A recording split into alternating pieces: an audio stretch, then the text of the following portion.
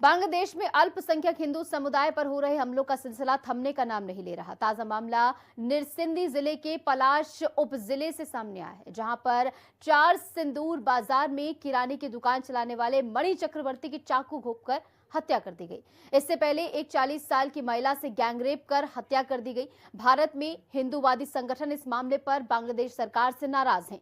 राष्ट्रीय अंतर्राष्ट्रीय इस्लामी संगठनों की चुप्पी पर भी कई बड़े सवाल इस समय खड़े हो रहे हैं। देखिए रिपोर्ट।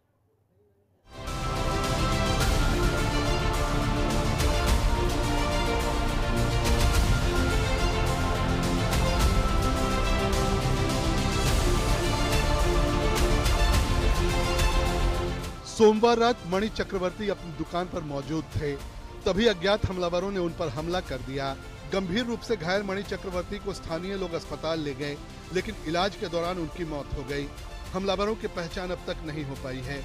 24 घंटे में हिंदू समुदाय को निशाना बनाने का यह दूसरा मामला है। इससे पहले 5 जनवरी को जेसोर जिले के मुनीरामपुर उपजिला स्थित कपालिया बाजार में राणा प्रताप बैरागी की सरेआम गोली मारकर हत्या कर दी गई। शाम करीब 5:45 बजे अज्ञात हमलावरों ने उन पर अचानक गोलियां चला दी, जिससे उनकी मौके पर ही मौत हो गई।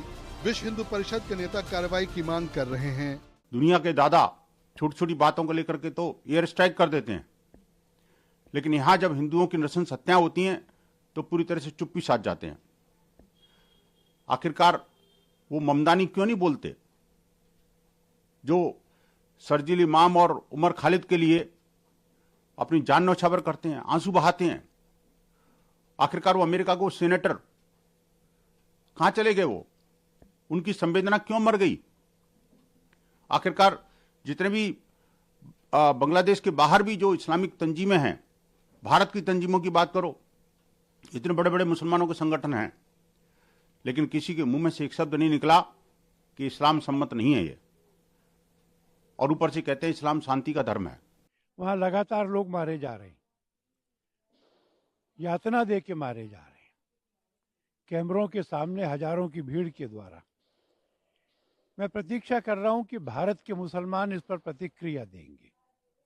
मुस्लिम संगठन जो धार्मिक आज़ादी की बात करते हैं, धर्मों की बराबरी की बात भारत में करते हैं, वो बांग्लादेश के बारे में भी करेंगे। अभी तक उनमें से किसी का बयान हमने देखा नहीं, ना जमात का, ना जमीयत का, ना देवबंदियों का, ना बरेलवियों का। एक प्रश्न चिन्ह खड़ा हो रहा है।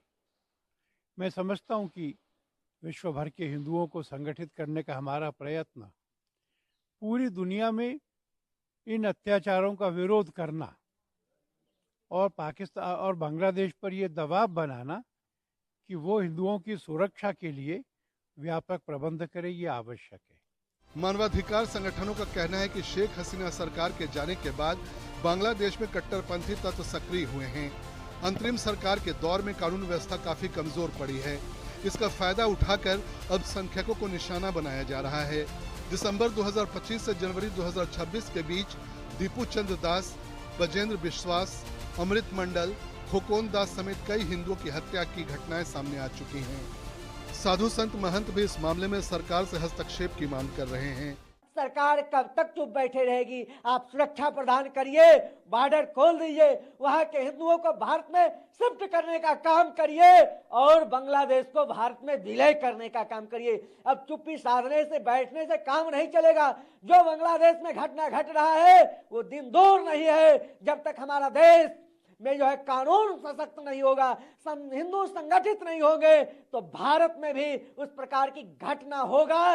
इसलिए अभी ही समय है और अच्छी समय है। अभी नहीं चेतिएगा, अभी नहीं जगिएगा तो फिर कभी नहीं जग सकते हैं। इसलिए बांग्लादेश में जो है हिंदुओं की सुरक्षा प्रदान करिए। मैं पूछना चाहता हूँ, संयुक्त मानवाधिकार से आप चुप्पी साधे बैठे हैं, क्यों नहीं पहल करते हैं? पहल करिए, हिंदुओं की सुरक्षा प्रदान करिए। हाल के दिनों में बांग्लादेश में हिंदुओं पर हमले बढ़ गए हैं। दिसंबर 2025 में मेमन सिंह में दीपू चंद्र दास की भीड़ ने पीटकर हत्या कर दी। बजेंद्र विश्वास की गोली मारकर हत्या हुई। अमृत मंडल की भीड़ हिंसा में मौत हुई। जनवरी 2026 में शरीयतपुर में खोकोन दास को फूंक दिया गया। जेसोर में राणा प्रताप बैरागी की सरेआम गोली मारकर हत्या की गई। 40 साल की महिला की गैंगरेप के बाद हत्या की गई। मणि चक्रवर्ती की चाकू मारकर हत्या की गई। भारत ने इन वारदातों पर गहरी चिंता जताते हुए बांग्लादेश सरकार से हिंदुओं की सुरक्षा सुनिश्चित करने की अपील की है। अंतर्राष्ट्रीय निंदा के बावजूद हालात में सुधार न होना गंभीर सवाल खड़े करता है। ब्यूरो रिपोर्ट, हिंदी खबर।